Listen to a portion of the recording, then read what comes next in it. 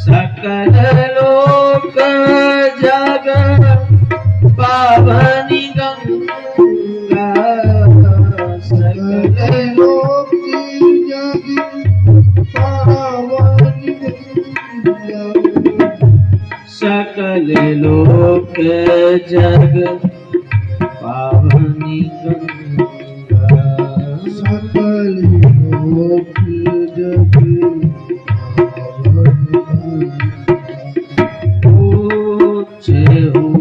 रघुपति कथा कृष्ण,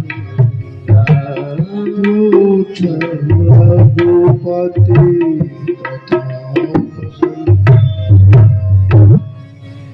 जब माँ भवानी पार्वती अपने पति महादेव, कथा क्या है? कथा गंगा है मेरे भाई।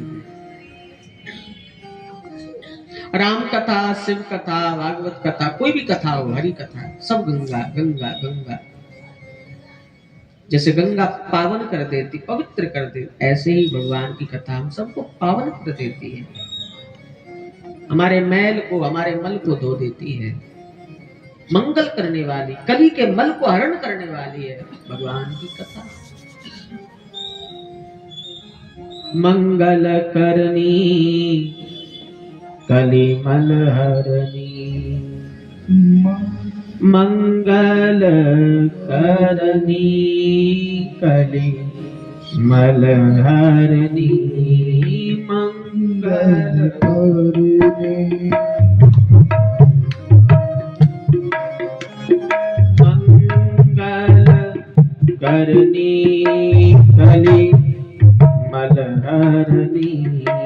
मंगल करनी कली मल हरनी, तुलसी कथा रघुनाथ की, तुलसी कथा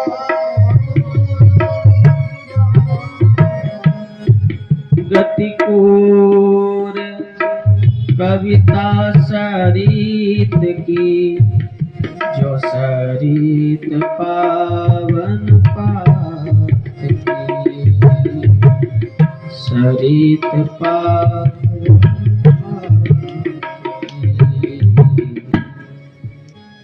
मंगल करनी कलिमल हरणी, तुलसी कथा रघुनाथ की। एक तो हमारा मन भी मलिन है और एक काल भी मलिन है। दोनों प्रकार की मलिनता को हरण करने वाली है भगवान की कथा। संग भवन में, क्योंकि भागीरथ की गंगा तो एक ही तट से बहती है रोज, और ये भगवती गंगा रोज अपना तट बदलती है।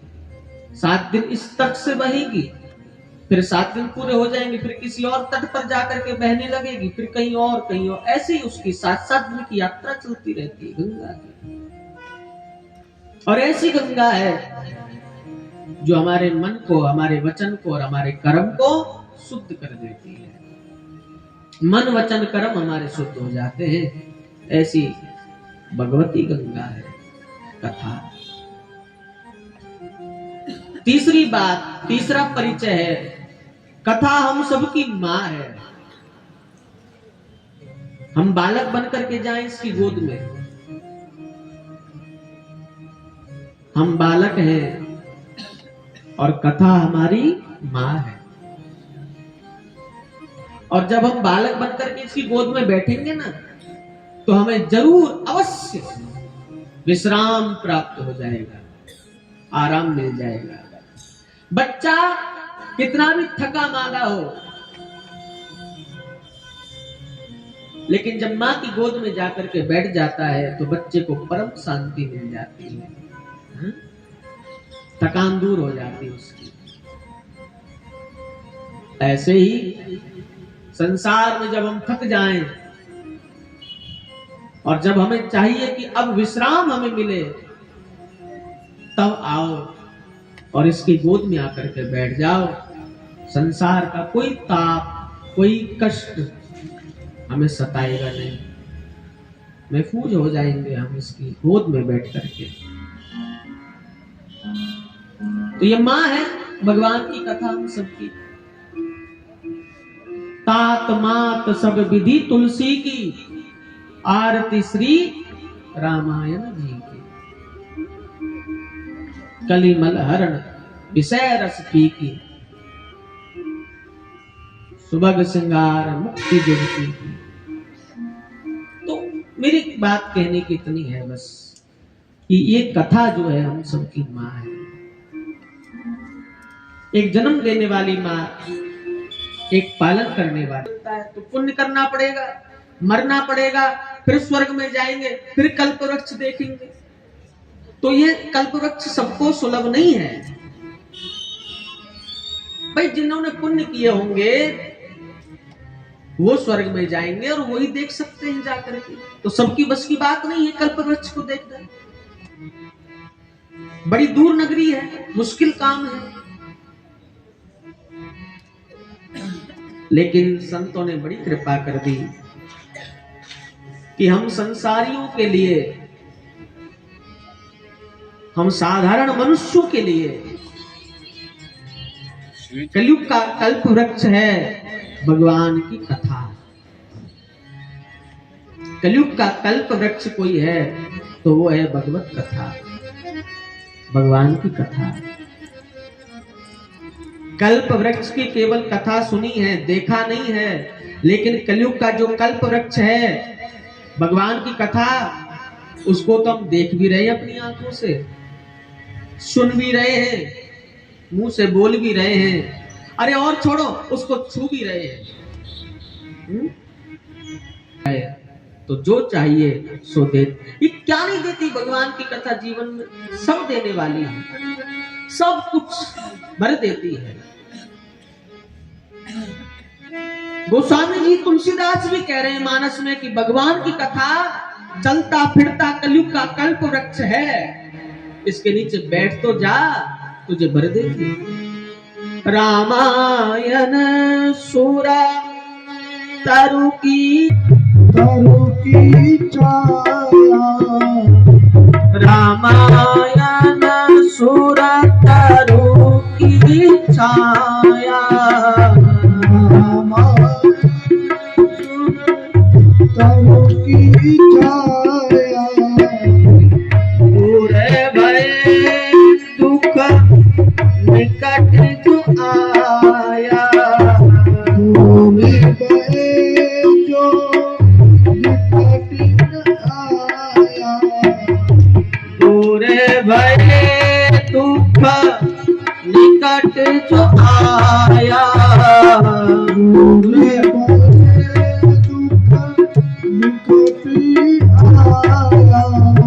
निकट जो आया, निकट जो आया, निकट जो आया, निकट जो आया। रामायण सुर तरु की छाया, रामायण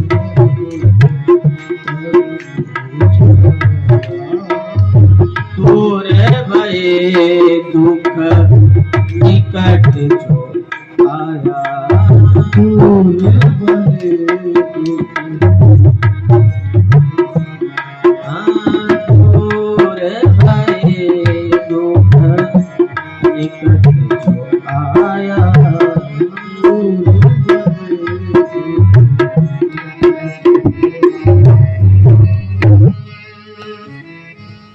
तो भगवान की कथा सुर तरु की छाया है, कल्प वृक्ष की छाया है।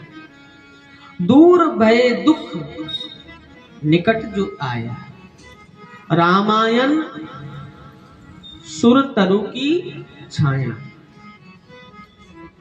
भगवान की कथा, ये सुर तरु कल्प वृक्ष की छाया है। कितनी भी धूप सता रही हो, कितनी भी गर्मी सता रही हो, कितनी भी ताप महसूस हो रही हो, लेकिन किसी पेड़ की छाया में बैठ जाओ तो धूप नहीं लगेगी, ताप नहीं लगेगी। ऐसे ही मेरे भाई बहन, संसार में जब बहुत धूप सताए ना, बहुत ताप सताए, तब आओ, कथा की छाया में बैठ जाओ, कल्प वृक्ष की छाया में बैठ जाओ, सुर तरु की छाया में बैठ जाओ, फिर आपको कोई कष्ट नहीं आएगा, कोई धूप नहीं, कोई ताप नहीं सताएगा वहां। तो भगवान की कथा भगवान है, भगवान की कथा मेरे भाई बहन गंगा है, भगवान की कथा हम सबकी माँ है, भगवान की कथा सुर तरु की छाया है, कल्प वृक्ष है। क्या नहीं है भगवान की कथा, उसकी कितनी महिमा गाए, उसकी महिमा कभी कोई नहीं गा सकता। भगवान की कथा तो अनंत है, अथाह है। देखिए, कथा का दूसरा नाम है अथा। जो अथा है वही कथा है, जिसकी कोई था नहीं है। भगवान की कथा समुद्र है मेरे भाई बहन, सागर है। सागर कितना गहरा है, महिमा को गा सके कौन, उसकी महिमा को समझ सके। चरित सिंधु गिरिजा रमण वेद ना पावहि पार, वर्णे तुलसीदास किमी अति मति मंद गवार। गोस्वामी जी कहते हैं भगवान का चरित्र तो सागर की तरह अपार है, जिसका वेद भी पार नहीं पा सकते। तो मैं क्या गाऊंगा उसका सार में क्या बताऊं, उसकी महिमा में क्या बताऊं।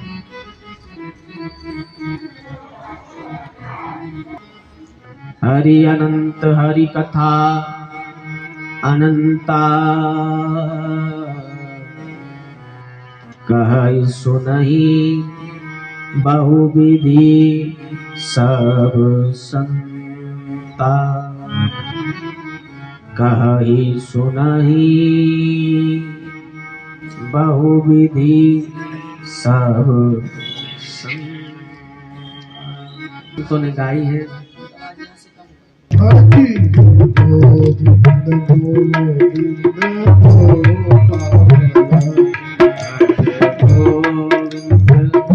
गोविंद गोपाला,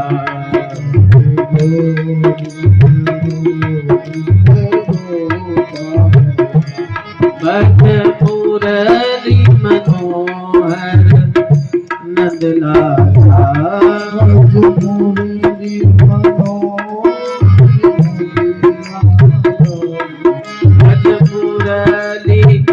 मनोहर नंदलाला, भज गोविंद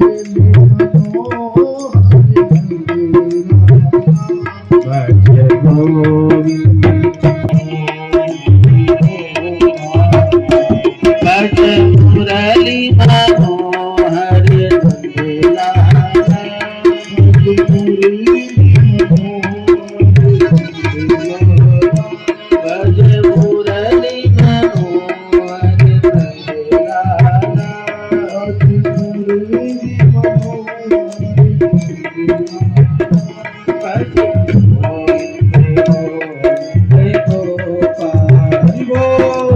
भाव से सभी गाने ताली बजाते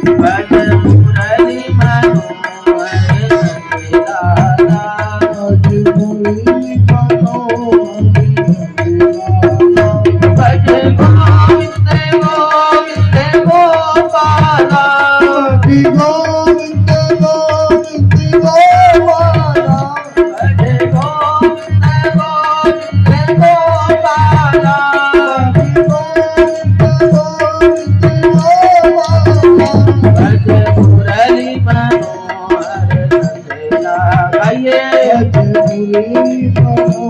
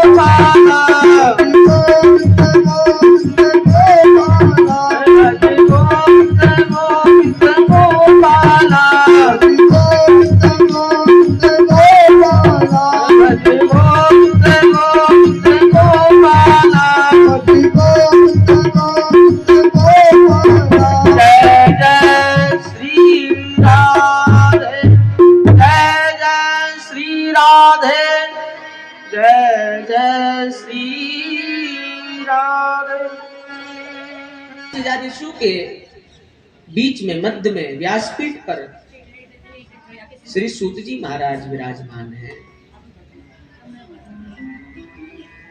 जन कल्याण की बात जब सूत जी महाराज से शौनकादिक ऋषि कहते हैं, प्राणी का कल्याण कैसे होगा आने वाले समय में, कलयुग में जीवों का कल्याण कैसे होगा, जब ये सवाल किया सूत जी महाराज से शौनकादिक ऋषियों ने, तो सूत जी महाराज इसी सवाल पर शौनकादिक ऋषियों को श्रीमद् भागवत कथा सुनाने लगते हैं। भागवत कथा सुनाई।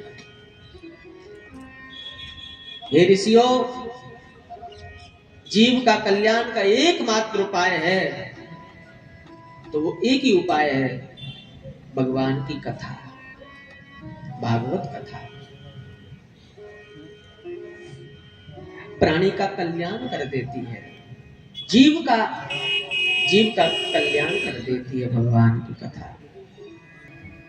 आओ, इस प्रश्न का उत्तर देने के लिए मैं तुम्हें भागवत कथा सुनाऊं। तुमने मुझे पूछा है कि जीव का कल्याण कैसे होगा आने वाले समय में, कलयुग में, तो हे ऋषियों, उसका एक ही उपाय है, भगवत कथा।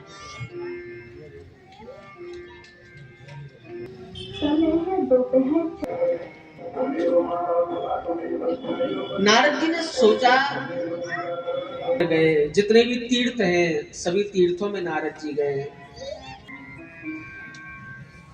लेकिन नारद जी को कहीं शांति ना मिली। संसार में आकर के नारद जी ने देखा कि सभी दुखी हैं, सबको कोई ना कोई कष्ट है, कोई सुखी नहीं है। नारद जी रोते रोते बद्री धाम पहुंच गए, और बद्री धाम जब गए तो वहां सनकादिक महात्माओं से मुलाकात हुई। सनकादिक महात्माओं ने नारद जी से पूछा, क्यों रो रहे हो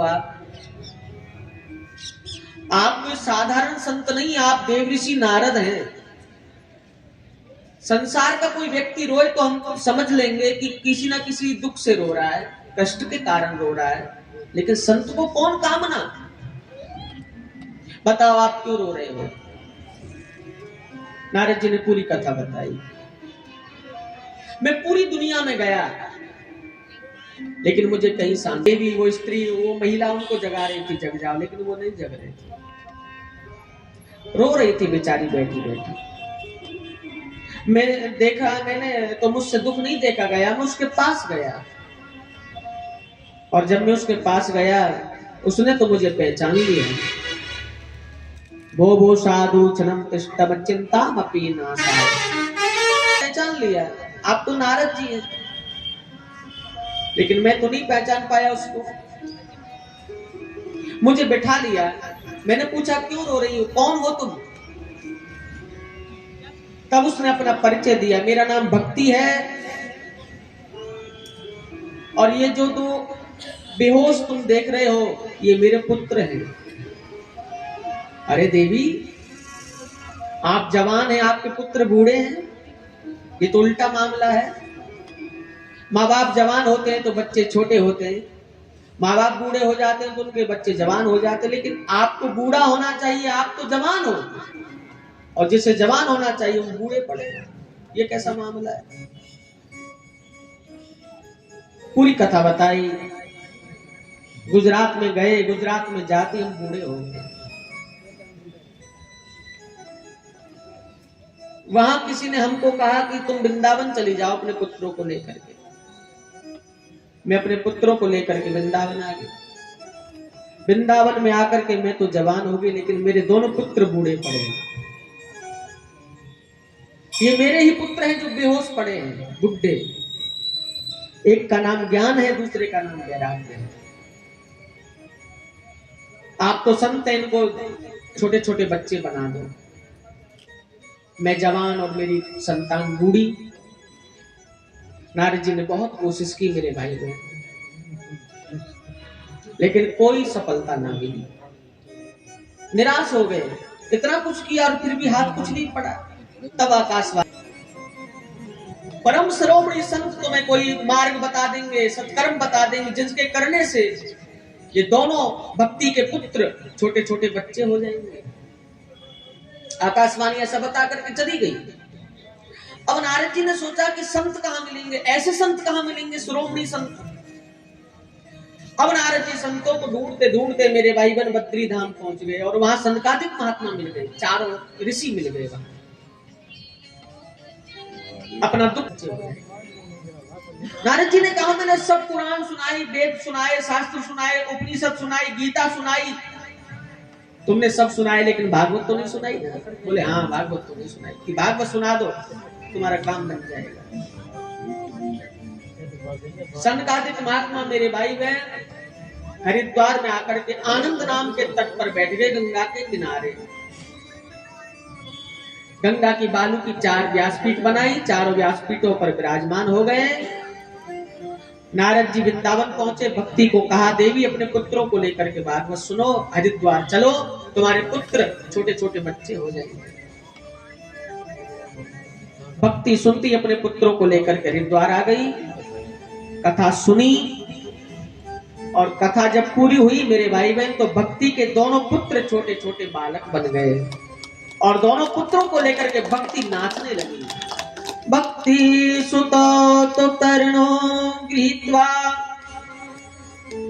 प्रेम करूपा सहसा विरासित श्री कृष्ण गोविंद हरे मुरारी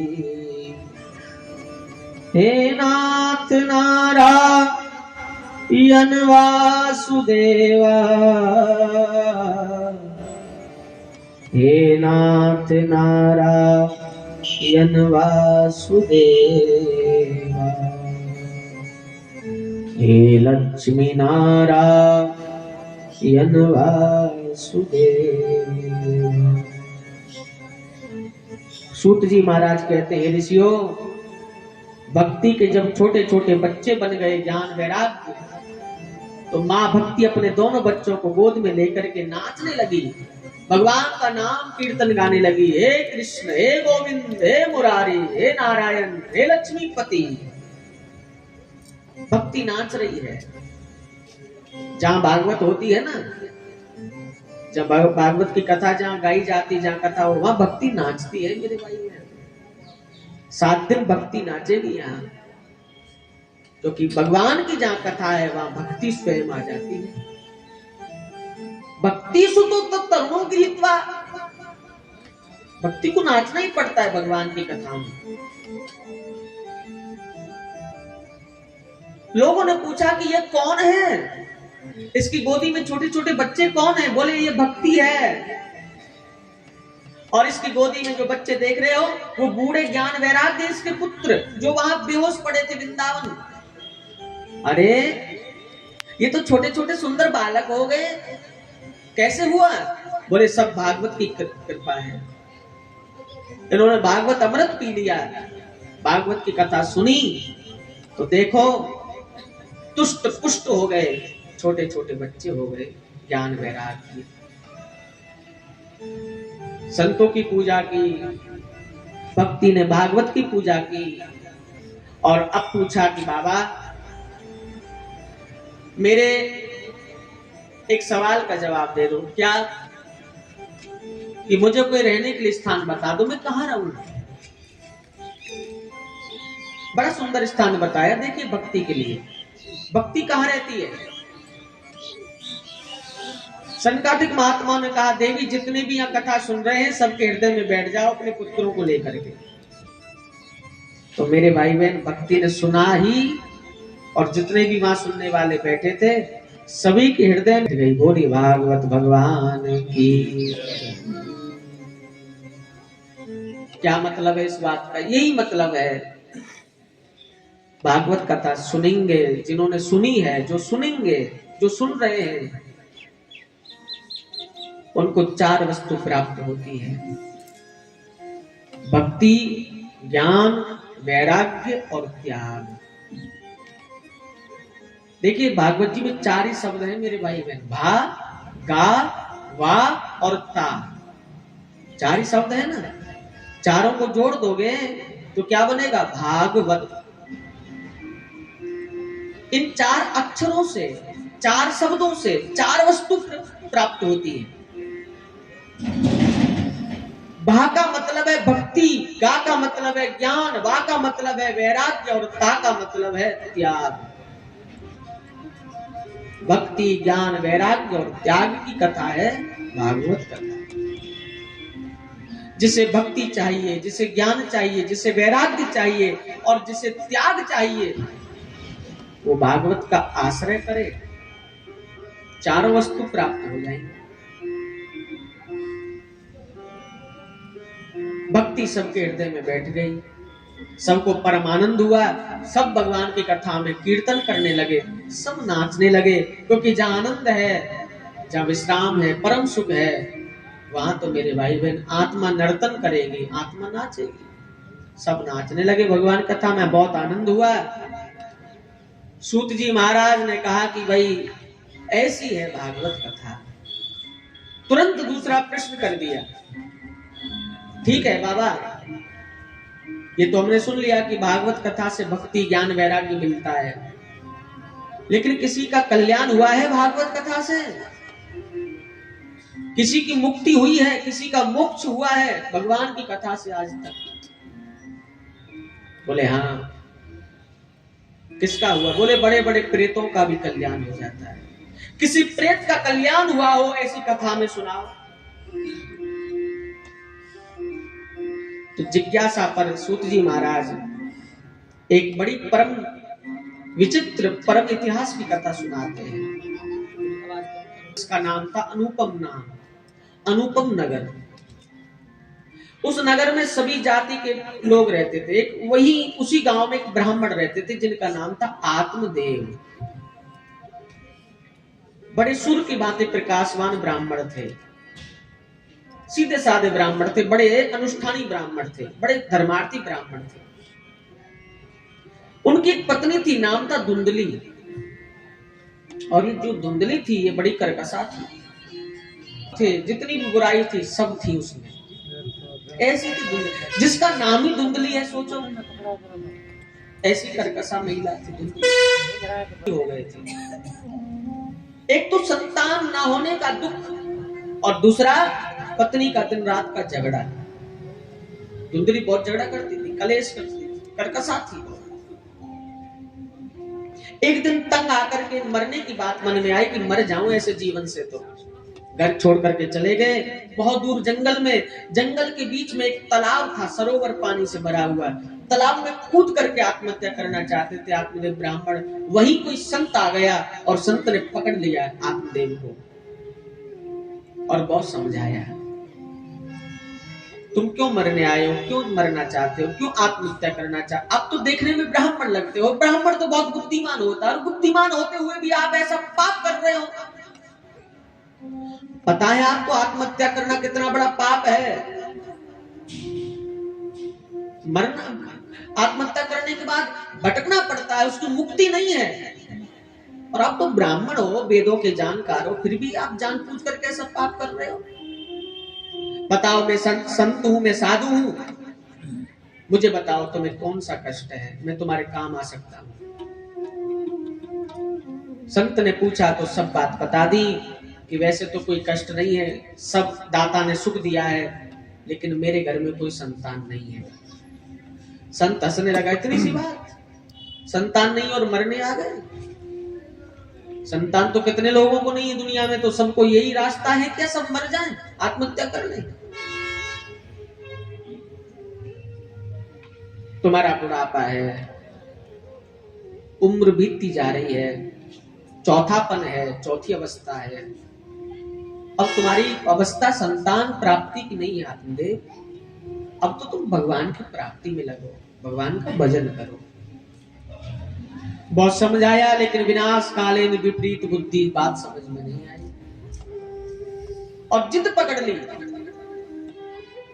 संतान नहीं होगी तो मैं मर जाऊंगा। और आपने मुझे मरने से बचाया है, अब आप ही मुझे कोई संतान प्राप्ति का रास्ता बताओगे, कैसे मेरे घर संतान हो आप बताओ। महात्मा ने सोचा कि अच्छी मुसीबत गले पड़ गई, अब मैं इसको कहां से संतान दूं भाई। लेकिन जब ज्यादा जिद करने लगा तो महात्मा को लगा कि ये मर जाएगा मेरे पैरों में गिर के और मुझे भी पाप लगेगा। तो साधु ने अपने झोला में से फल दे दिया, ले अपनी पत्नी को एक फल खिला देना, तुम्हारे घर पुत्र हो जाएगा, संतान हो जाएगी। दुनिया की न मानने वाला परमात्मा संत की मान लेता है,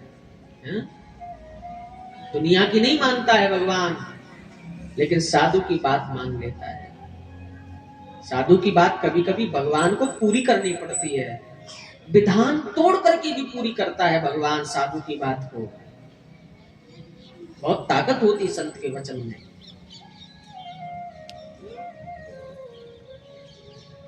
एक पति पत्नी थे, 20 साल से कोई संतान नहीं थी उनको, बड़े दुखी थे बेचारे। डॉक्टरों के पास गए, यहाँ गए वहां गए, ये किया वो किया, लेकिन संतान नहीं हो रही थी। 20 साल शादी को हो गए। एक पंडित जी के पास गए, कहा कि हम बहुत उपाय कर चुके, हमारे घर कोई संतान नहीं हो रही, कुछ बताओ ना आप हमारे भाग्य में देख करके। पंडित जी ने कहा, भाई तुम्हारे भाग्य में संतान सुख नहीं है, पंचांग में नहीं है संतान सुख। बेचारे निराश हो गए, लौट रहे थे, रास्ते में कोई संत मिल गया, पैर पकड़ लिए, रोने लगे साधु के। क्या बात है? बोले हम बहुत दुखी हैं। क्या है दुख में? बोले हमारे घर कोई संतान नहीं है। महात्मा ने कहा बस इतनी सी बात ले बेटी, मैं अपनी झोला से तुझे भस्म दे रहा हूं, ये विभूति खा लेना, तेरे घर संतान हो जाएगी समय आने पर, जा। आ गई कोई मौज, साधु को बोल दिया, दे दिया वरदान आशीर्वाद, विभूति दे करके संत चला गया।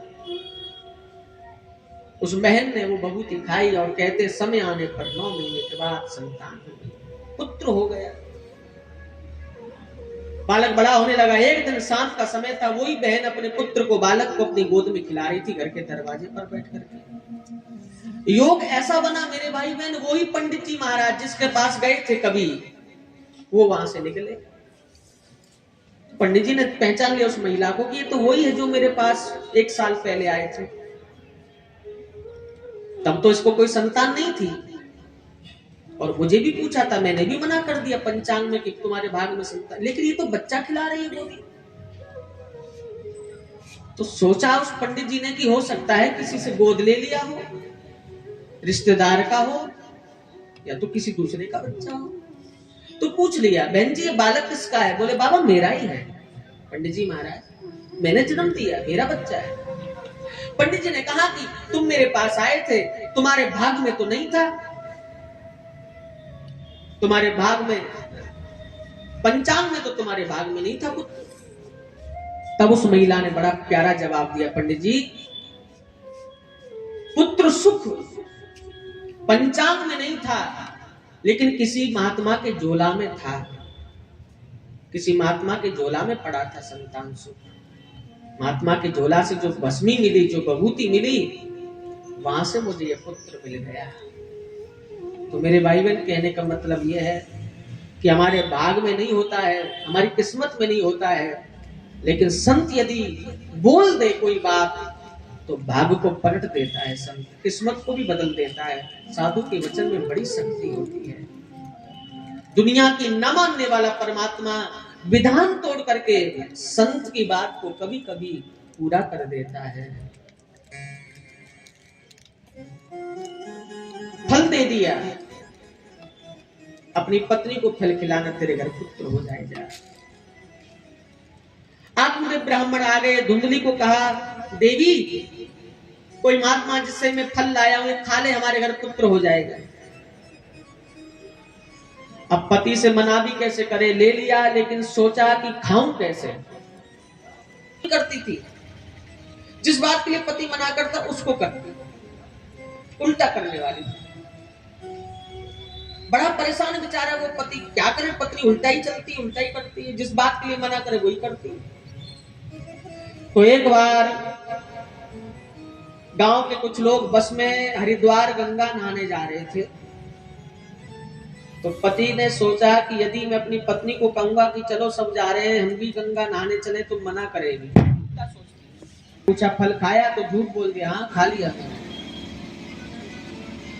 धीरे धीरे समय बीता। धुंधली की बहन थी, धुंधली से मिलने आई, अपनी बहन को सब बातें धुंधली ने बताई। धुंधली की बहन ने कहा, चिंता मत कर, मेरे गर्भ से पुत्र होगा, मैं तुझे दे जाऊंगी। कुछ दिन के बाद धुंधली की बहन से पुत्र हुआ, धुंधली की बहन ने वो पुत्र धुंधली को दे दिया। सबने समझा कि धुंधली ने ही पुत्र को जन्म दिया है, लेकिन वो धुंधली का नहीं था, बहन का था। आत्मदेव ब्राह्मण को अच्छा लगा, सोचा कि महात्मा ने फल दिया ना, ये फल से हुआ है। उनको पता ही बोले नहीं, मैं पुत्र का नाम सीताराम हरे राम राम सीता राम हरे राम राम राम सीता राम राम राम हरे राम सीता हरे राम राम सीता राम राम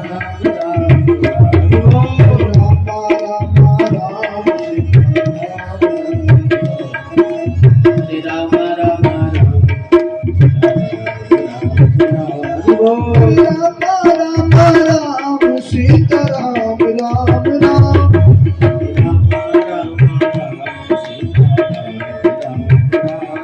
हरे राम सीता राम राम राम सीता राम राम राम सीता राम राम राम सीता राम राम राम हरे कृष्ण कृष्ण कृष्ण हरे राम राम हरे हरे हरे कृष्ण हरे राम राम कृष्ण हरे हरे हरे राम राम राम हरे पवन तनय संकट हरण मंगल मूर्ति राम लखन सीता सहित हृदय बसौ सुरभु। बोले हनुमान जी महाराज की जय। आज की कथा, अब कल से जो कथा होगी उसका समय 12:15 बजे, दोपहर को 12:15 बजे कथा आरंभ होगी। कल से 3 साढ़े 3 बजे के आसपास कथा को रोज हम विराम दिया करेंगे। तो आप सभी समय का ध्यान रखें, सभी को साथ में लाएं, सबको बताएं और 12 बजे आप यहाँ पधारे ताकि 12:15 बजे भागवत जी की आरती आरंभ हो सके। तो मेरे भाई बहन, कल से जो 6 दिन कथा चलेगी उसका समय है 12:15 बजे से 3:15 बजे तक। तो आप समय का ध्यान रखेंगे। आइए अभी आरती करें भाव से। सद्गुरु भगवान की जय। ओम नमः पार्वती पतये हर हर महादेव। गाँव के बिहारी देव भारत गाँव के बिहारी तेरी आरती गाऊं। मौरी मुकुट तेरे शीश पे सोवे मोर मुकुट तेरे शीश पे सोए। प्यारी बंसी मेरो मन मोहे प्यारी बंसी मेरो मन मोहे। एक छवि बड़ी हारी में जाऊं के बिहारी तेरी आरती गाऊं। आरती गाओ प्यारे आप तो बनाओ आरती गाऊं प्यारे आपको बनाऊं। गिरधर तेरी आरती गाओ गिरधर तेरी आरती गाऊं। श्री हरिदास के प्यारे तुम हो श्री हरिदास के प्यारे तुम हो। मेरे मोहनी जीवन धनी हो मेरे मोहन जीवन धन हो।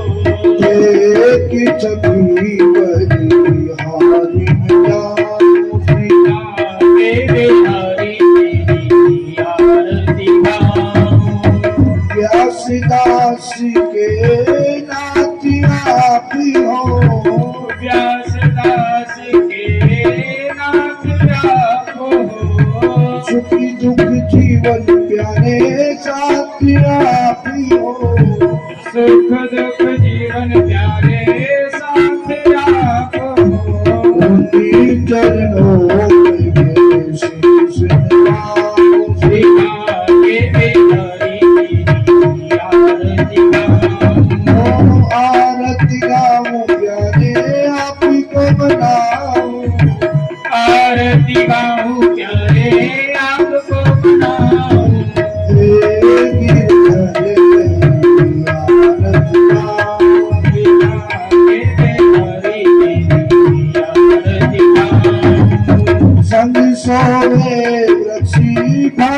दुलारी संग सोहे ब्रज भानु दुलारी ललिता विशाखा सखिया सारी ललिता विशाखा सखिया सारी राशि सदा वृंदावन पाओ विकास सदा वृंदावन पाऊं हे गिरधर तेरी आरती गाओ विवा के बिहारी तेरी आरती गाऊं आरती गाओ प्यारे आपको मनाऊं आरती गाऊं प्यारे आपको मनाऊं आरती गाओ प्यारे आपको रिझाओ आरती गाऊं प्यारे आपको रिझाऊं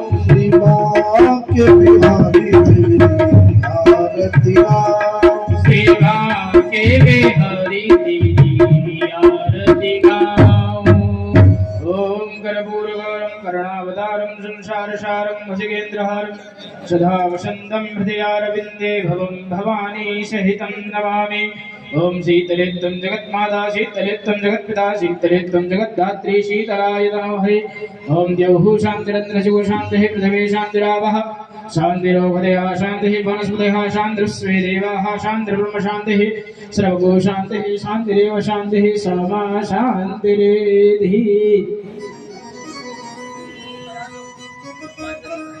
सभी लोग हाथों में अक्षत पुष्प ले लेंगे ओम हरि ओम यज्ञेन यज्ञमय जन्तदेवास्थानि धर्माणि प्रथमन्यासन्नादेहनाथं महिमानः सुचन्द्रपूर्वेश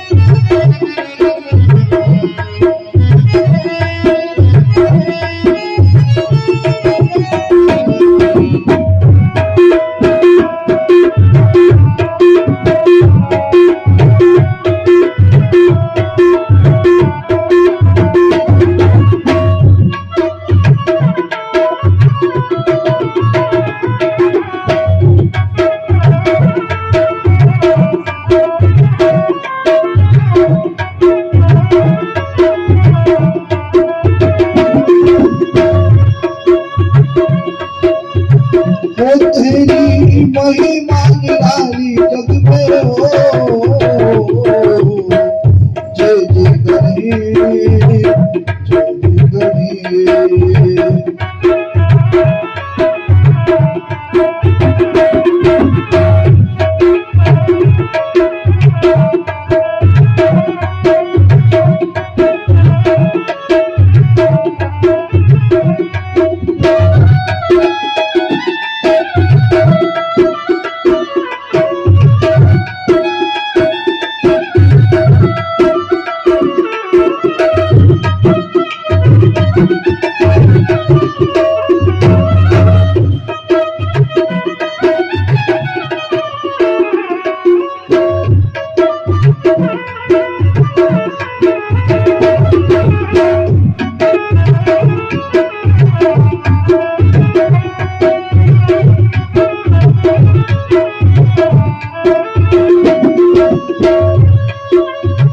यकिदंत दयावंती चार भुजधारी माथे मुझे मोर सोए उसकी सवारी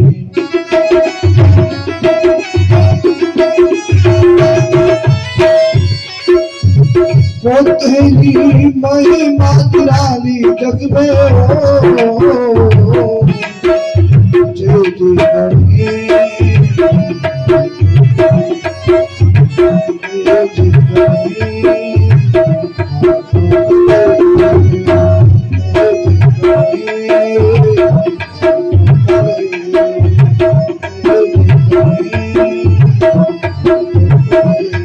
जय मन सुख संपत्ति घर आवे, सुख संपत्ति घर आवे, कष्ट मिटे तन का।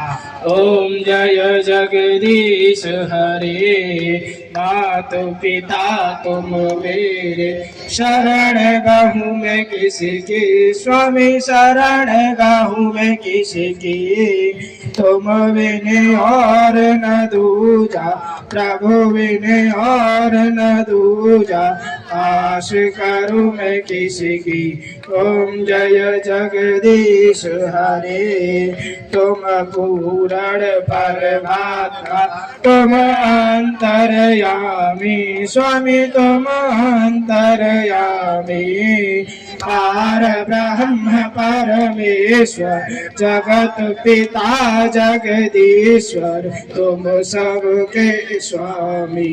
ओम जय जगदीश हरे, तुम करुणा के सागर, तुम पालन करता, स्वामी तुम पालन करता, मैं मूरख खलकामी, मैं सेवक तुम स्वामी, कृपा करो भरता। ओम जय जगदीश हरे, तुम हो एक अगोचर, सबके प्राणपति, स्वामी सबके प्राणपति, किस विधि मिलूं दयामय, किस विधि मिलूं मैं तुमको मैं कुमुदी।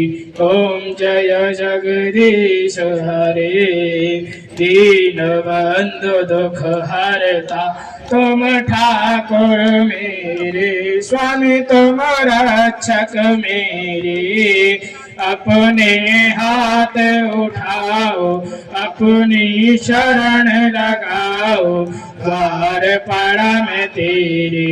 ओम जय जगदीश हरे, विषय विकार मिटाओ, पाप हरो देवा, स्वामी कष्ट हरो देवा, श्रद्धा भक्ति बढ़ाओ, श्रद्धा प्रेम बढ़ाओ, संतन की सेवा।